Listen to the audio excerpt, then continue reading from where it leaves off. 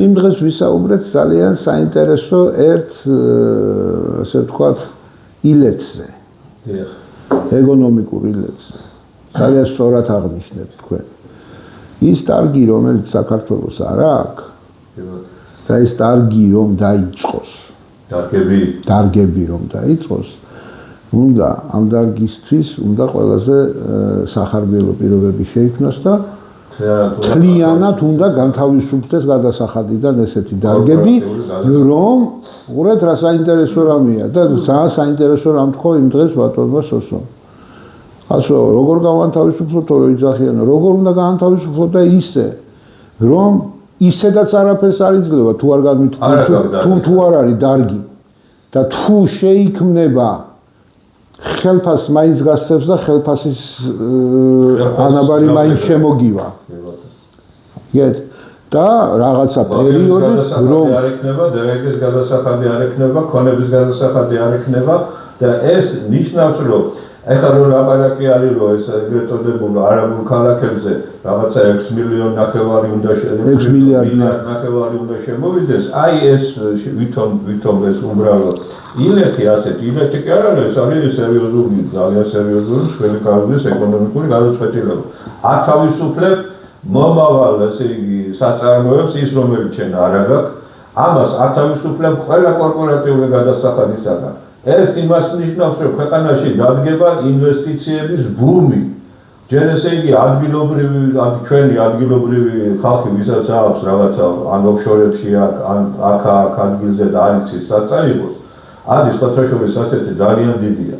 ანაბრები არის მაღალი და იმის გამო რომ ამ ქვეყანაში არის საშინელი კორუფცია და არის საშინელი მონოპოლიზმი და ოლიგოპოლია, ხო არა აქვს ადამიანებს საშუალება რომ თავის ფული დააბანონ და რამე გააკეთო, რამე აწარმოო.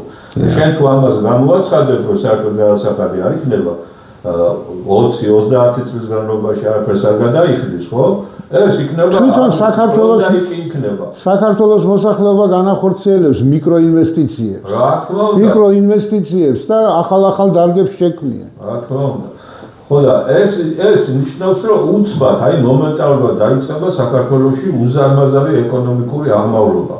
აი სულ რაღაც რამდენიმე თვეში იმდენი ახალი რაღაცა ამუშავდება, რომ გაოცდება, ყველა გაოცდება საქართველოს ხალხის და მისი მეზობლების და უცბად ესე იგი საქართველოს გაითქმავს მსოფლიოში სახელს როგორც ყველაზე სწრაფად განვითარებადი ქვეყანა სადაც ყველაზე დიდი ხელშეწყობა აქვს ეგრეთ წოდებულ სტარტაპებს, ანუ წამოწყებებს, ბიზნესის წამოწყებებს და აი ნახეთ სულ რამდენიმე კვირაში ქვეყანაში შეიძლება დაიწყოს უზარმაზარი ეკონომიკური აღმავლობა და ამისათვის რა არის საჭირო?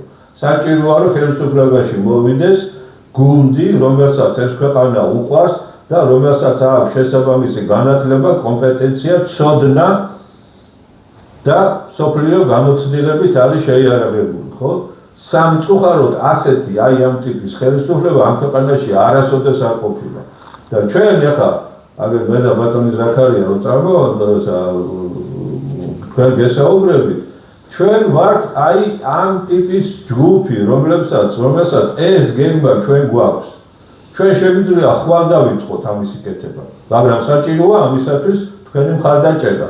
ამისათვის საჭიროა რომ ჩვენ ყველა გავერთიანდეთ, თქვენ გაგიზიარებთ ყველა ამ გეგმას, რომელიც გვაქვს და ძალიან კონკრეტული და ჩვენ გიყვებით ყოველ გადაცემაში გიყვებით ამის შესახებ. ეს ყველაფერი დაწერილი გვაქვს.